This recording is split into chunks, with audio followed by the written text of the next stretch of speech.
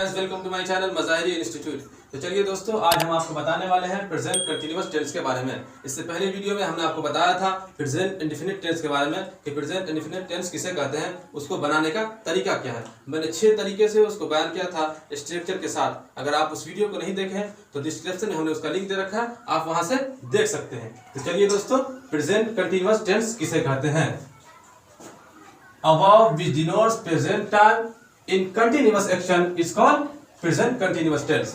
फिर से सुने, above which denotes present time in continuous action is called present continuous tense। मैंने bilingual लिखा है, आप यहाँ देख सकते हैं। क्रिया का वो रूप जो वर्तमान समय को बतलाता है और वो काम जारी भी हो, यानी वर्ब की ऐसी शक्ल, फेल की ऐसी शक्ल जो मौजूदा जमाने के बारे में बताता हो और वो काम जारी भी हो, ऐसे काम को हम प्रेजेंट कंटिन्यूअस टेंस में बनाते हैं। उसका सिंपल मैंने दिया है। सिंपल याद रखने से पहले आप एक बार फिर सुन ले। मैंने इससे पहले वीडियो में बताया था कि सिंपल आपका 80%, 90% काम करता है, 10%, 15% आपको समझना होगा। तो सिंपल हिंदी या उर्दू जुमले के आखिर में अगर रहा है, रही है, रहे हैं, रहा हूँ है, तो ये आपका प्रेजेंट कंटिन्यूअस टेंस में बनेगा। मैंने सिंपल लिखा है, रहा है, रही है, रहे हैं, रहा हूँ। अगर होगा किसी भी हिंदी या उर्दू जुमले के आखिर में तो ये प्रेजेंट कंटिन्यूअस टेंस में बनेगा। इसका एग्जांपल देख ले। मैं बोल रहा हूँ, यहाँ आपका मैं बोल रहा हूँ, यहाँ मैंने लिखा आई एम स्पीकिंग, मैं बोल रहा हूँ। तुम बोल रहे हो, यू आर स्पीकिंग, तुम बोल रहे हो। यहाँ फिर मैंने दूसरी मिसाल दी है आपको, तुम सुन रहे हो, यू आर लिसनिंग, तुम सुन रहे हो। यहाँ मैंने तीसरी मिसाल में बयान किया है, वो बैठा है। यहाँ पर आपका रहा है, रही है, रहे हैं नहीं है, यहाँ पर बिल्कुल उससे अलग है, वो बैठा है। ही इज सिटिंग, वो बैठा है। यहाँ आप देख सकते हैं कि आपका सिंबल यहाँ काम नहीं कर रहा है, फिर भी ये कंटिन्यूअस में बन रहा है, ही इज सिटिंग। इसकी दूसरी मिसाल ऐसे भी देख सकते हैं कि वो सोया है। आप यहाँ पर देख सकते हैं, रहा है, रही है, रहे हैं नहीं आ रहा है, लेकिन फिर भी वो कंटिन्यूअस में बनेगा, यानी कि ही इज स्लीपिंग, वो सोया है। जैसे मैं खड़ा हूँ, आई एम स्टैंडिंग, मैं खड़ा हूँ। यहाँ पर भी आप देख रहे हैं कि सिंबल काम नहीं कर रहा है। इसी वजह से मैंने पहले बताया था कि रहा है, रही है, रहे हैं होगा तो भी बनेगा, यानी कि अगर वो सिंबल काम कर रहा है तो अच्छी बात है, अगर नहीं काम कर रहा है फिर भी आपको देखना होगा कि ये किस में बनेगा। आप इसको दूसरे तरीके से समझने के लिए ये कर सकते हैं, work is going on at the time of speaking. फिर से सुने, work is going on at the time of speaking, यानी बोलते समय अगर कोई काम, वो काम जारी हो, वो काम मुस्तकिल जारी हो, ऐसे वाक्य को हम कहते हैं प्रेजेंट कंटिन्यूअस टेंस। जैसे फॉर एग्जांपल,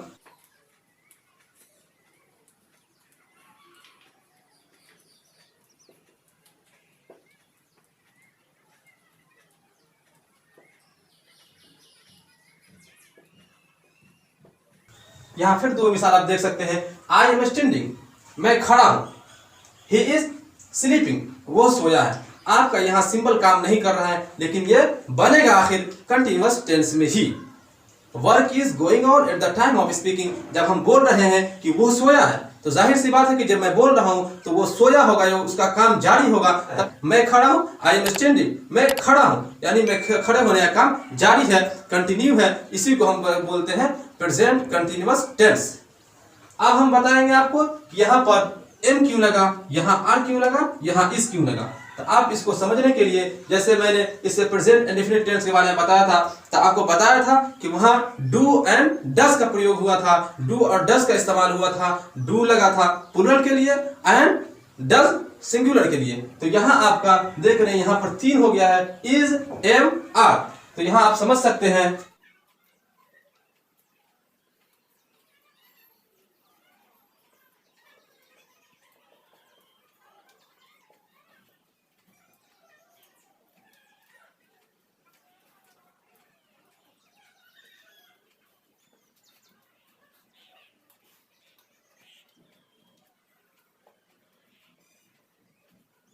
यहाँ आप देख सकते हैं we, you, they and plural subject के लिए लगेगा are, he, she, it singular name के लिए लगेगा इज, और आई के लिए एक खास है एम, यानी कि इज, एम, आर। इज लगेगा सिंगुलर के लिए, आर लगेगा प्लूरल के लिए, और आई के साथ एम का प्रयोग करते हैं।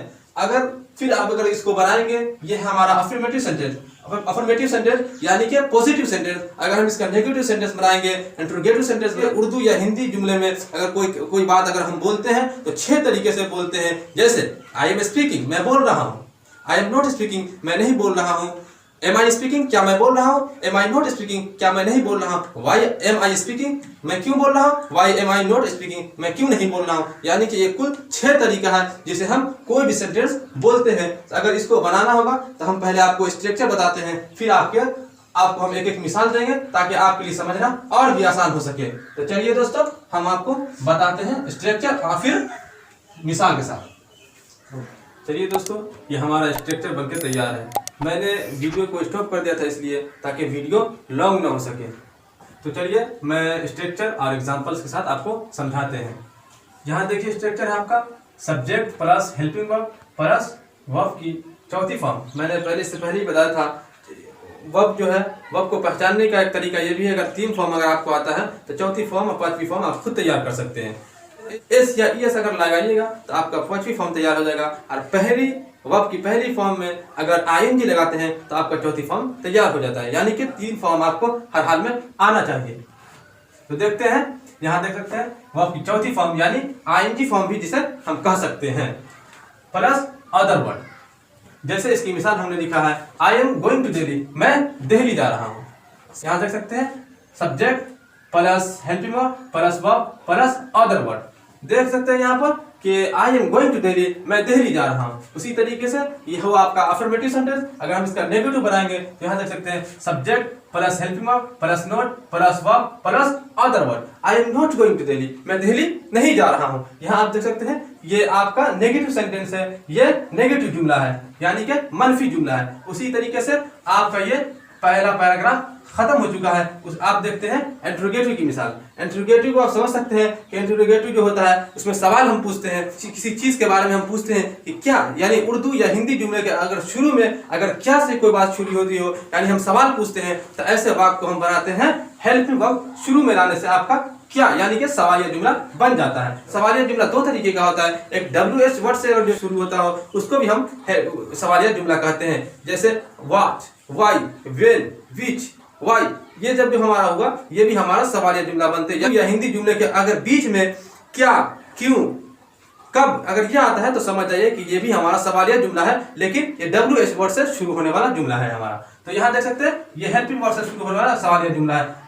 इसका स्ट्रक्चर देखिए, ये हमारा हुआ helping verb plus subject plus verb plus other word. जैसे हम बोलते हैं am I going to Delhi, क्या मैं दिल्ली जा रहा हूँ। यहाँ देख सकते हैं ये हमारा हुआ helping verb plus subject plus verb plus other word. उसी तरीके से आप देख सकते हैं क्या मैं दिल्ली नहीं जा रहा हूँ, यानी कि अगर इसी तरीके से अगर हम इसका नेगेटिव बनाएंगे तो हम बोलेंगे क्या मैं दिल्ली नहीं जा रहा हूँ। जैसे helping verb plus subject plus not plus verb plus other word. जैसे हम बोलते हैं am I not going to Delhi, क्या मैं दिल्ली नहीं जा रहा हूँ। यहाँ आप देख सकते हैं am I not going to Delhi, क्या मैं दिल्ली नहीं जा रहा हूँ। यानी कि ये हमारा इंटरोगेटिव नेगेटिव है। ये हमारा दूसरा पैराग्राफ भी मुकम्मल हो चुका है। आप देखते हैं WH वर्ड से शुरू होने वाला सवालिया जुमला। जैसे WH word plus helping verb plus subject plus verb plus other word. जैसे हम बोलते हैं why am I going to Delhi, मैं दिल्ली क्यों जा रहा हूँ। ये हमारा है सवालिया जुमला, लेकिन WH वर्ड से शुरू होने वाला सवालिया जुमला हम इसको कहते हैं। व्हाई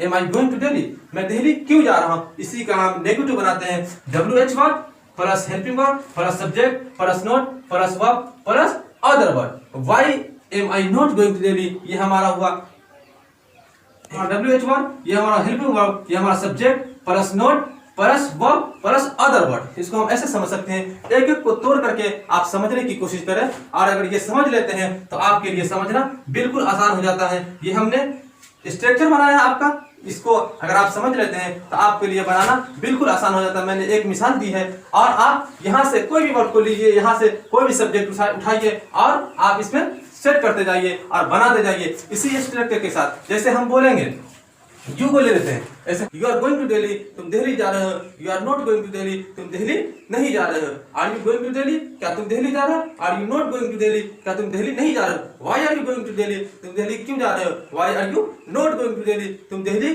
क्यों नहीं जा रहे हो। ये हमारा सब्जेक्ट है, आप सब्जेक्ट उठाइए, उसके प्लूरल में प्लूरल हेल्पिंग वर्ब, सिंगुलर में सिंगुलर हेल्पिंग वर्ब, और एम के साथ आई खास है, यानी आई जो है उसके साथ एम ही आएगा। बाकी आप सिंगुलर को सिंगुलर के साथ, प्लूरल को प्लूरल के साथ आप मिलाइए। आप पहले इसमें से सब्जेक्ट उठाइए और इसी गोइंग टू दिल्ली पर आप, या गोइंग टू मार्केट, मैं आ रहा हूँ, मैं जा रहा हूँ, मैं खा रहा हूँ, मैं पी रहा हूँ, मैं सो रहा हूँ, उसी पर आप बनाइए। 10 जुमला अगर बनाते हैं इस पर, उसके बाद आप वर्ब को बदल सकते हैं। वह पहले आप इसी पर प्रैक्टिस कीजिए, फिर बाद में आप बदलते जाएंगे और आपको समझना आसान हो जाएगा। इस आपका सबक समाप्त हुआ। मैं अगली वीडियो में मिलेंगे। Thank you so very much for watching this video. चलिए हम मिलेंगे आपको अगली वीडियो में अगले टॉपिक के साथ। अगर आप हमारे चैनल को सब्सक्राइब नहीं किए तो हमारे चैनल को सब्सक्राइब कर दें, लाइक कर दें, कमेंट कर दें, ताकि हम आपके लिए और भी अच्छी वीडियो और भी अच्छे तरीके से मैं आपके सामने पेश कर सकूं। Thank you so much.